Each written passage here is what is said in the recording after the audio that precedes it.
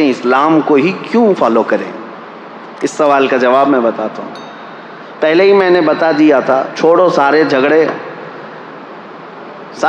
چھوڑ دو، اس کو فالو کریں اس کو فالو کریں. میں نے تو تاریخ بتا دیا، پوری کائنات کا باپ جو سب سے پہلے انسان ہے وہ آدم علیہ السلام ہے. آؤ ہم اور آپ اپنے باپ کے دین پر قائم ہو جاتے ہیں، اور وہ دین اسلام ہے، وہ دین اسلام ہے. آدم علیہ الصلاۃ و تسلیم. لیکن ایک بات یاد رکھنا، آدم علیہ السلام کے لا، ان کی شریعت اب نہیں ہے، ان کا عقیدہ، ان کی بنیادیں، وہ دین موجود ہے. لیکن ساتھ میں آدم علیہ السلام کو اگر مانتے ہو، چلو آ کر کے اس پر یہ بھی ماننا ہوگا کہ سیدنا آدم علیہ الصلاۃ و تسلیم جنت سے دنیا میں بھیجے گئے تھے. 300 سال روتے رہے اللہ تبارک و تعالیٰ کی بارگاہ میں، اور پھر وہ ایک دن آیا جب اللہ نے ایک کلمہ ان کو القا فرمایا، اور پھر اس کلمے کے ذریعے سے آدم علیہ السلام کی توبہ قبول ہوئی. اور حدیثوں میں بعض تفاسیر میں یہ فرمایا گیا، آدم علیہ السلام نے اللہ کریم کی بارگاہ میں یہ پیش کیا تھا، عرض کیا تھا کہ اے مولا، جو تیرا سب سے حبیب نبی ہے محمد، اس کے واسطے وسیلے سے میری دعا قبول فرما. رب تعالیٰ نے آدم علیہ الصلاۃ و تسلیم کی دعا قبول فرمائی تھی. تو آج یہ بھی تسلیم کرو کہ آدم علیہ السلام کے اگر دین پر ہوں گے تو اس آدم علیہ السلام نے میرے نبی کے وسیلے سے اللہ کی بارگاہ میں دعا کی ہے، تو یقیناً وہ اکمل و اتم رسول ہیں جو اللہ کے محبوب ہیں، اور ان کا دین ہی سچا دین ہے. اب میں بتاتا ہوں دین اسلام کی ہی پیروی کیوں کرنی چاہیے. سوال یہ، اب میں اسی بات پر اگر چل پڑوں تو پوری رات گزر جائے. وجہ یہ ہے، میرا دین جس بات کا اعلان کرتا ہے اس کو امپلیمنٹ کر کے بتاتا ہے. دین اسلام میں کسی شوشے میں کمی نہیں ہے. اگر کمپیئر کرنے کی بات کریں گے تو کچھ لوگوں کو برا لگے گا، لیکن آپ کا سوال ہے کہ دین اسلام کی ہی کیوں پیروی کریں، کیوں اسی کو فالو کریں، تو پھر مجھے بتانا پڑے گا. دین اسلام کو فالو کرنے کے لیے اس لیے کہ پورے حیات کا اگر نظام تمہیں چاہیے اپنے جینے کا تو صرف اسلام ہی دیتا ہے، صرف اسلام دیتا ہے. یہ میرا چیلنج ہے. جینے کا سلیقہ صرف اگر تم چاہتے ہو تو جینے کے سلیقے میں یہ صرف یہ نہیں آتا چار دیواری کے اندر جینا. انسان کے جینے کے سلیقے میں اس کی تجارت بھی آتی ہے، اس کی شادی بیاہ بھی آتے ہیں، اس کے پڑوسی بھی آتے ہیں، اس کا بازار بھی آتا ہے، اس کا بزنس بھی آتا ہے، حتیٰ کہ اس کا حکومت کرنا، اس کا وزیر بننا، سپاہی بننا، یہ ساری چیزیں جینے کے حقوق میں آتے ہیں. اور ہر شوشے پر اسلام تمہیں پورا چیپٹر عطا کرتا ہے. ایک مسئلہ نہیں، پورا چیپٹر ہے. تم اگر وقت کے بادشاہ ہو تو بھی اسلام تمہیں پابند بنا کر کے دکھائے گا. تم اگر کرسی عدالت پر بیٹھے ہو قاضی تو پورا باب موجود ہے، تمہیں فالو کرنا پڑے گا. تم اگر کسی اسکول کے ٹیچر ہو تو اسلام تمہیں اس کے بھی اسلوب بتائے گا. آج میرے عزیزو میں آپ کو بتاؤں، 1400 سال پہلے جب لا تھے ہی نہیں، بادشاہوں کے رول چلتے تھے، بادشاہوں کے قانون چلتے تھے. جو بادشاہ کے وہ رات میں خواب آ گیا وہ صبح قانون بن گیا. نہ پارلیمنٹ میں پاس کرانے کی ضرورت تھی، کچھ نہیں، بادشاہ کہہ دیا آج سے یہ قانون وہ قانون.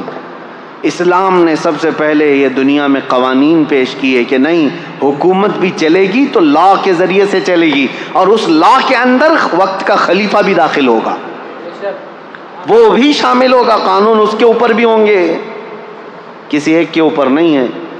کئی مرتبہ ایسا ہوا ہے میرے عزیزو، خلفائے راشدین سے افضل اس امت کے صحابہ میں سے لے کر آخری زمانے تک کوئی نہیں ہے. نبیوں کے بعد خلفائے راشدین سب سے افضل لوگ ہیں.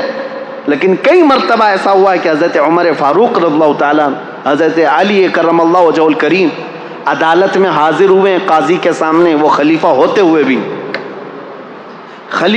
ہوئے بھی عدالت میں حاضر ہوئے ہیں. نہ قاضی نے ان کے خلیفہ ہونے کا وہ کیا کہ وقت کا خلیفہ آیا ہے، نائب رسول ہیں، صحابی رسول ہیں، ان کی فضیلتوں میں کیا کیا حدیثیں نہیں آئی ہیں. لیکن وقت کا قاضی عدالت کے منصب پر جب بیٹھا ہے تو وہ نظریں تک نہیں اٹھاتا کہ مسئلہ فیصلے کا ہے، عدالت کا ہے. عزیزان گرامی اوقات، اسلام کی یہ خوبیاں ہیں جس کی وجہ سے ہم کہتے ہیں فالو کرنے کے لائق صرف اسلام ہے.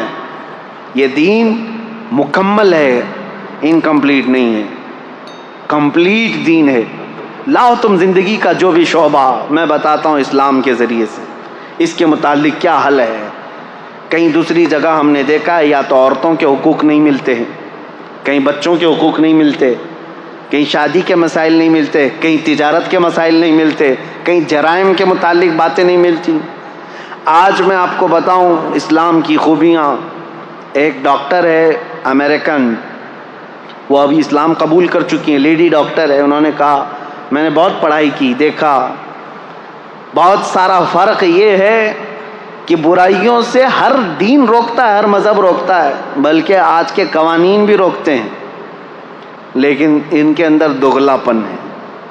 صاف صاف میں بتا رہا ہوں، شراب اچھی چیز نہیں ہے، سارے لوگ کہتے ہیں، صحیح بات ہے، سارے لوگ کہتے ہیں۔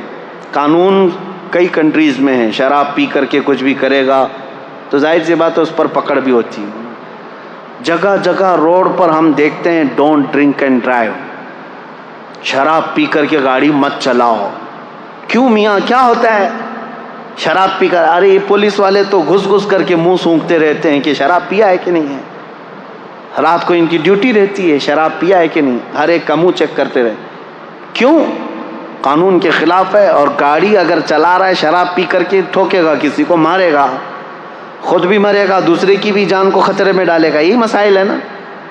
ہم سوال یہ کرتے ہیں جب یہ اتنی خطرناک چیز ہے کہ کبھی بھی ایکسیڈنٹ کرتا ہے آدمی، کبھی بھی ایکسیڈنٹ کرتا ہے، کسی کو مار سکتا ہے، بلکہ پی کر کے جائے اور سیف ڈرائیونگ کر کے بھی جائے تو جا کے گھر میں بیوی کو تو مارتا ہی ہے، گھر میں پتہ نہیں کیا کیا کرتا ہے۔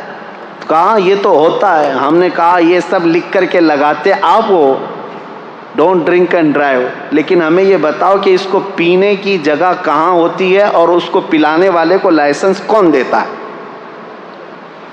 کوئی ایک بھی شراب کی دکان کیا حکومت کی پرمیشن کے بغیر علل اعلان چلائے جا سکتی ہے؟ نہیں میاں، ایک طرف تم خود ہی لائسنس بانٹتے ہو کہ شراب بیچو، اور اس کے بعد پھر لوگوں کو پابندی بھی لگاتے ہو پینا نہیں۔ یہ دغلا پن، اس کو ایک امریکن ڈاکٹر نے کہا میں نے دنیا بھر میں یہ دیکھا۔ اب آؤ اسلام میں، میرے آقا صلی اللہ تعالیٰ علیہ وسلم نے جب شراب کی حرمت کا حکم فرمایا کہ شراب حرام ہو گئی تو ایک قبیلہ حضور کے پاس آیا تھا، انہوں نے پوچھا اے اللہ کے نبی صلی اللہ علیہ وسلم آپ ہمیں کن کن چیزوں سے روکتے ہیں؟ میرے آقا صلی اللہ تعالیٰ علیہ وسلم نے 4 چیزوں سے ان کو منع کیا تھا۔ وہ 4 چیزیں کیا تھیں بتاؤں میں آپ کو؟ یہ صحیح حدیث ہے، بخاری شریف میں موجود ہے۔ نبی کریم صلی اللہ تعالیٰ علیہ وسلم نے فرمایا جو 4 آلے ہوتے تھے شراب پینے کے، کوئی ایک کدو کو کاٹ کر کے بیچ میں سے اس کا پورا ایک مٹکا بنا دیتے تھے، اور ایک لکڑی کا گلاس ہوا کرتا تھا، یا پھر ایک پرانے زمانے میں کسی پھل کا ایک برتن بنایا جاتا تھا، اس میں شراب ڈال کر کے لوگ پیتے تھے تو نشہ زیادہ آتا تھا، اور عربوں کے یہاں 50 سال پرانی شراب پی جاتی تھی۔ نبی کریم صلی اللہ تعالیٰ علیہ وسلم نے شراب کے حرام ہونے کا حکم تو دیا، ساتھ میں یہ فرمایا وہ مٹکا بھی توڑو، وہ گلاس بھی توڑو، اور وہ برتن بھی توڑو، ان سب چیزوں کو ختم کرو۔ اب کبھی حکمت سوچو میرے عزیزو، شراب حرام ہو گئی، یہ پیالے کیوں حرام ہوئے؟ اس لیے کہ ان پیالوں کو دیکھ کر پینے والے کو پھر سے وہ شراب کی یاد نہ آ جائے۔ اسلام جڑ پر انگلی رکھتا ہے، اسلام بنیاد پر انگلی رکھتا ہے، یہ نہیں کہ اب تم پی کر کے آؤ تو بعد میں دیکھیں گے علاج کیا جائے گا۔